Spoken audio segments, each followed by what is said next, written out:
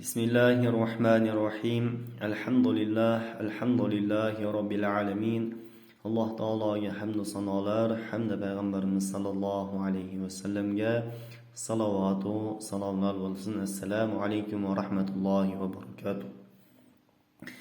Aziz birodarlar, sizlar bilan nurun ala nur Qur'onni o'qib o'rganishlikdagi navbatdagi darsimizni boshlaymiz inshaalloh. Sizlar bilan arab tilidagi 28 ta harfni tamomlab oldingi darslarimizda kalimalarni o'tdik. Mana bu safar inshaalloh Qur'ondagi birinchi sura Fotiha surasini o'tamiz. Fotiha surasi bu Fataha kalimasidan olingan bo'lib, ochmoq degan ma'noni anglatadigan. Fotiha surasi Qur'onda eng ko'p o'qiladigan suralardan biri bo'lib hisoblanadigan. Biz farz namozlarimizda, sunnat namozlarimizda birinchi bo'lib Fotiha surasini o'qiymiz ekan. Inshaalloh bugun sizlar bilan ilmimiz, qudratimiz yetgancha Fotiha surasini tajvid bilan hamda tafsiri bilan o'qib o'rganishlikka harakat qilamiz. A'udhu billahi minash shaytonir rojim. Bismillahirrohmanirrohim. Mana bu joyda s harfida sukun kelyapti. Biz bu sukunni biroz oqizib o'tishimiz kerak. Agar biz s harfida biroz ushlab turmasak, s harfimiz tiniq chiqmay qoladi. Bo'lmasa s harfini qalqala qilib qo'yishimiz mumkin bo'ladi. Shuning uchun s harfini biroz ushlab turamiz. Bismillahirrohmanirrohim. Mana bu joyda ro harfida tashdidlar turibdi. Shu tashdid kelganda biroz g'unna qilib mahkam ushlab turishimiz kerak bo'ladi r harflarini. Eng ko'p qilinadigan xato tashdid harflarida hamda sukun kelganda qalqala qilib qo'yishlikda ehtiyot bo'lishimiz kerak bo'ladi. Bismillahirrohmanirrohim. Mana bu joyda o'rtacha ha kelyapti, ya'ni tomoq qirilib ham chiqmaydi, yumshoq ham chiqmaydi. Qanday chiqadi? Tomoq bo'g'ilib chiqadigan ha harfi kelyapti. Rahmanirrohim. Mana bu joyda oxirida mu harfini asta-sekin ushlashimiz kerak bo'ladi. Rohim deb qo'ysak qalqala bo'lib qoladi. Ko'pchilik shunday holatda tez qo'yaveradi, shuning uchun qalqala bo'lib qolishi mumkin. Biz asta-sekinlik bilan to'xtashimiz kerak bo'ladi bu joyda. Rahmanirrohim. Alhamdulillahi robbil alamin.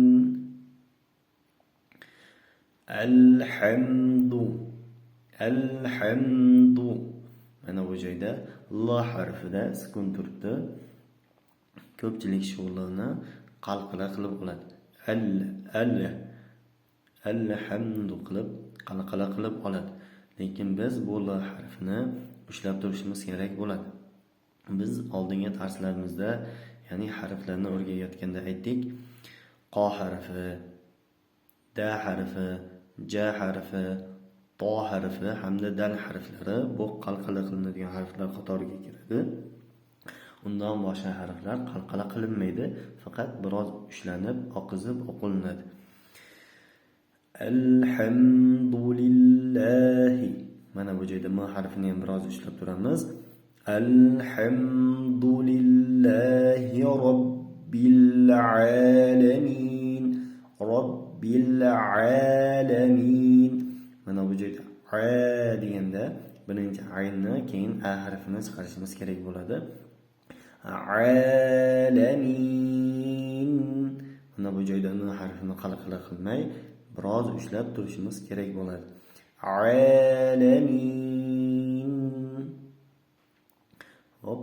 Alhamdulillahi robbil العالمين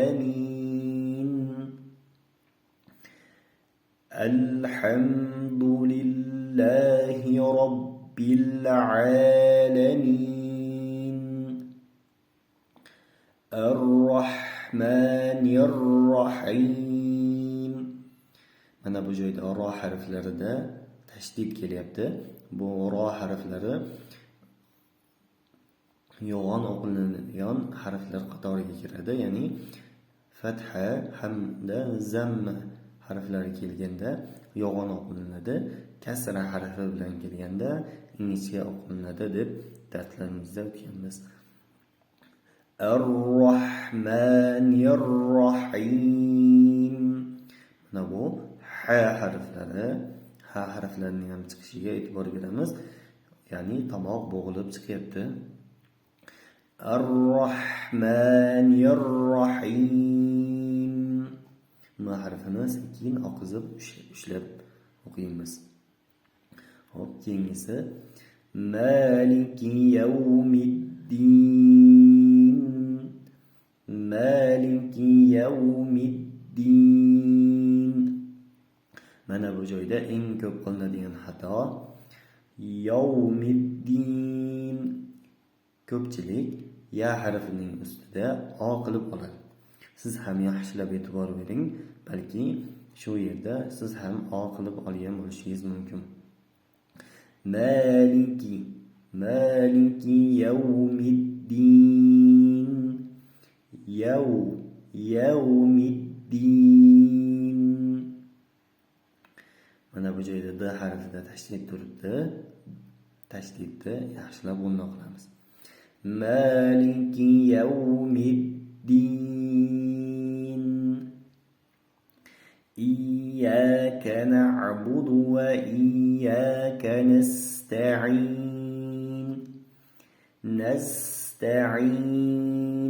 Mana bu joyda s harfini yaxshilab chiqarishimiz kerak bo'ladi. Ya'ni biroz ushlab, oqizib o'qishimiz kerak bo'ladi. Mana bu joyda i harflarida tashdid turibdi. Iyyaka na'budu deganda ya harfini bir alif chozishimiz kerak bo'ladi.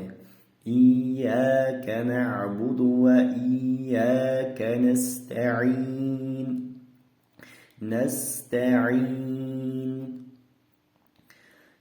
Ihdinas siratal mustaqim. Ihdinas siratal mustaqim. Mana bu joyda ihdinas sirata. Mana bu joyda sod harfi kelyapti. Mana shu sod harfini ko'pchilik s harfi qilib o'qiydi. Ihdinas sirata. Ya'ni s qilib o'qib ketadi. Bu xato bo'ladi. Mana bu joyda to harfi bilasizlar, yo'g'on o'qiladigan harflar qatoriga kiradi. Arab tilida t bor, ya'ni o'zimizning o'zbek tilidagi t hamda to harfi bor. To harfi arab tilidagi harflardan biri bo'lib hisoblanadi. Ustida fatha kelganda ovul o'qilinadi hamda yo'g'on o'qilishiga kerak bo'ladi. Mana bu joyda yo'g'on o'qilinyapti.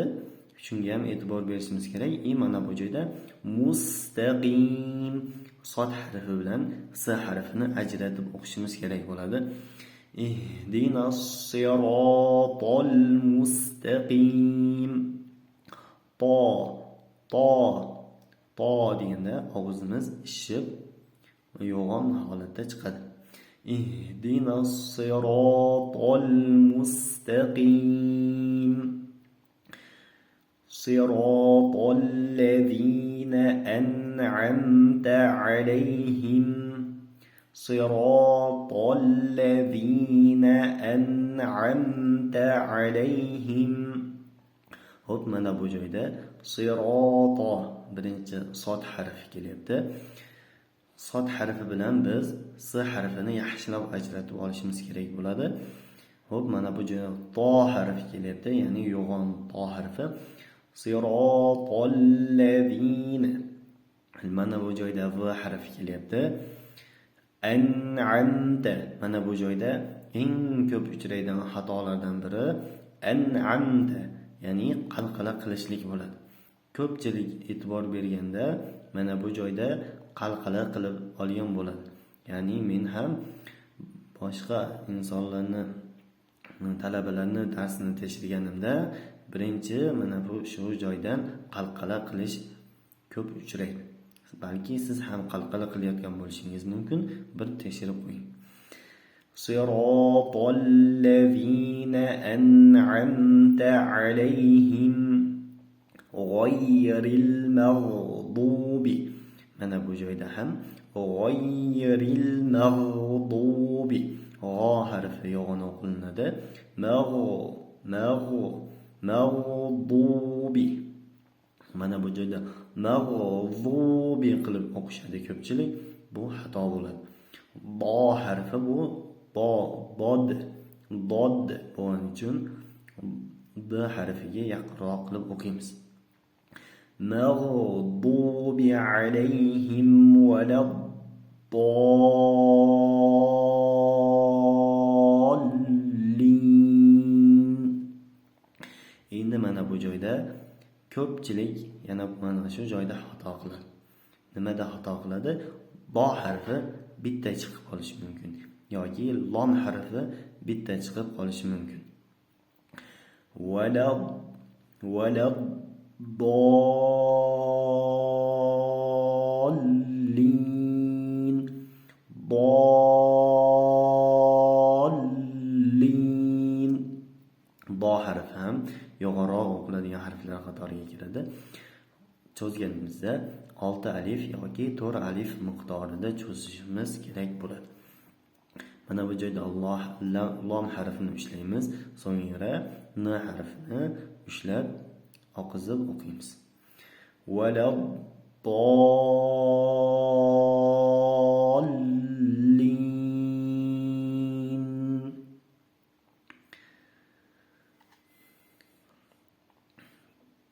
Bismillahirrahmanirrahim.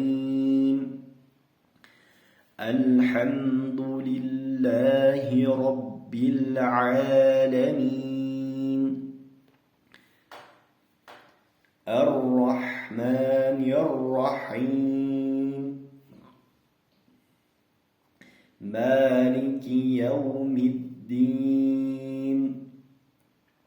Iyyaka na'budu wa iyyaka nasta'in.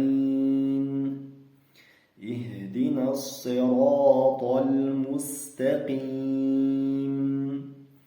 Siratal ladzina an'amta alayhim ghayril maghdubi alayhim waladdallin.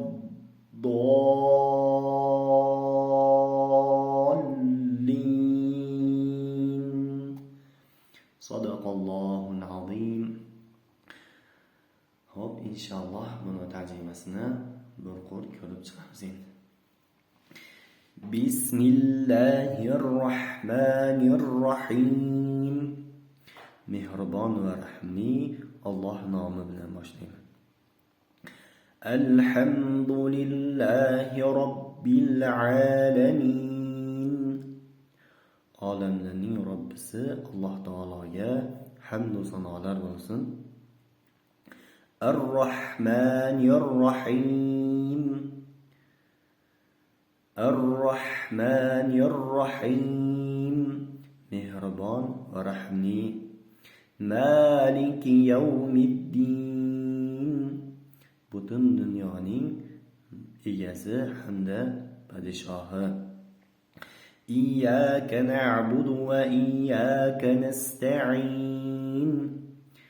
Sengagina sig'inamiz hamda sendangina madad so'raymiz. Ihdinas siratal mustaqim. Bizni shunday to'g'ri yo'lga boshlaginki, siratal ladzina an'amta alayhim. U sen to'g'ri yo'lingga boshlagan bandalarning yo'li bo'lsin. G'ayril maghdubi alayhim waladdallin.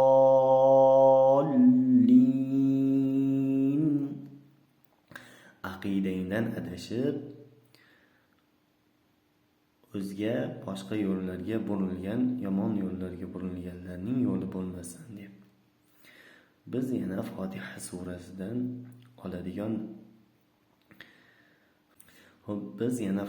surasidan oladigan foydamiz, biz Fotiha surasiga qarab qanday qilib Alloh taologa duo qilishni o'rganishligimiz mumkin ekan.